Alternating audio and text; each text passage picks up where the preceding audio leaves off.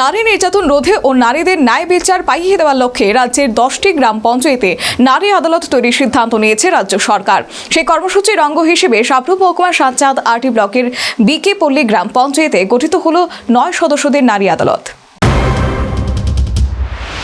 বিশ্বজুড়ে সর্বক্ষেত্রে নারী শক্তির উত্থান সমাজে মহিলাদের গুরুত্ব আরও বৃদ্ধি করেছে। তারপরও কমেনি নারী নির্যাতনের ঘটনা। এই পরিস্থিতিতে দাঁড়িয়ে আন্তর্জাতিক নারী দিবস উপলক্ষে পরীক্ষামূলকভাবে রাজ্য জুড়ে 10টি নারী আদালত তৈরির উদ্যোগ নিয়েছে সমাজ কল্যাণ ও সমাজ শিক্ষা দপ্তর।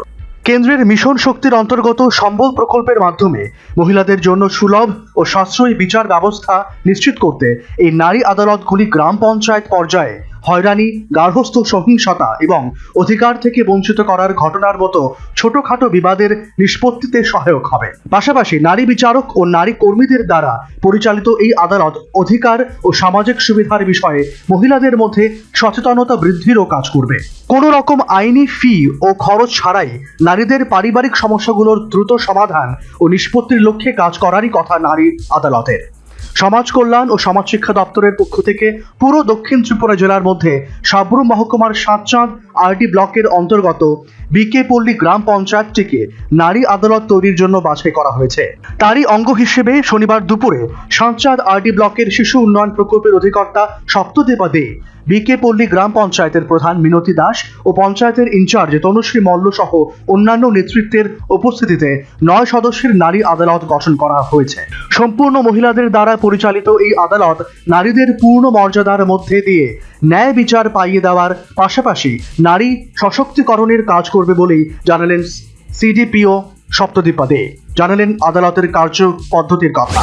আমাদের বর্তমানে সরকারের তরফ থেকে পাইলট বেসিসে একটা নতুন যোজনা নারী আদালত লঞ্চ করা হয়েছে রিসেন্টলি। এখানে 10টি পঞ্চায়েতকে পাইলট বেসিস দেওয়া হয়েছে। তো 10টা পঞ্চায়েতের মধ্যে পুরো রাজ্যে 10টা পঞ্চায়েত দেওয়া হয়েছে।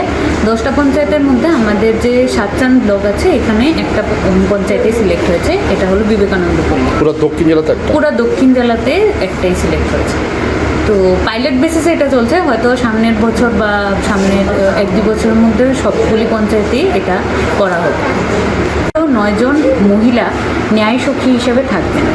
ওই ন্যায় সখীদের মধ্যে একজন থাকবে মুখ্য ন্যায় সখী।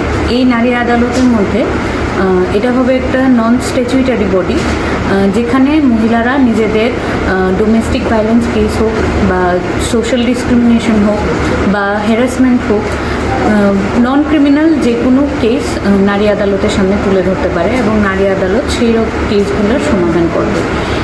এই নারী আদালত সম্পর্কে আমরা বিস্তারিতভাবে জানানোর জন্য আজকের দিনে বিকে পল্লীতে যে বিশেষ রকম মহিলা সভা উদযাপিত হচ্ছে, এখানে এসে আমরা আমাদের দপ্তর অর্থাৎ সমাজ কল্যাণ এবং সমাজ শিক্ষা দপ্তরের তরফ থেকে এটা আলোচনা করতে আজকে যোগদান করি। দেশের আইন সম্পর্কে সচেতন করার পাশাপাশি পঞ্চায়েত পর্যায়ে নারীদের ন্যায় বিচার পাইয়ে দেওয়ার জন্য কাজ করার কথা নারী আদালতের। আন্তর্জাতিক নারী দিবসের আগে তাই সরকারের এই ধরনের উদ্যোগ যথেষ্ট প্রশংসা কুড়াচ্ছে। এখন দেখার চারিদিকে নারীদের উপর নির্যাতনের ঘটনা বাড়ছে বলে যখন অভিযোগ, তখন নারীদের ন্যায় পাইয়ে দেওয়ার জন্য তৈরি এই নারী আদালত কতটা কার্যকরী ভূমিকা পালন করে। পরীক্ষামূলকভাবে শুরু হওয়া 10টি নারী আদালত লক্ষ্য পূরণ করতে পারলে রাজ্যের প্রতিটি পঞ্চায়েতে এই আদালত তৈরির পরিকল্পনা রয়েছে সরকারের। Bureau report, news vanguard.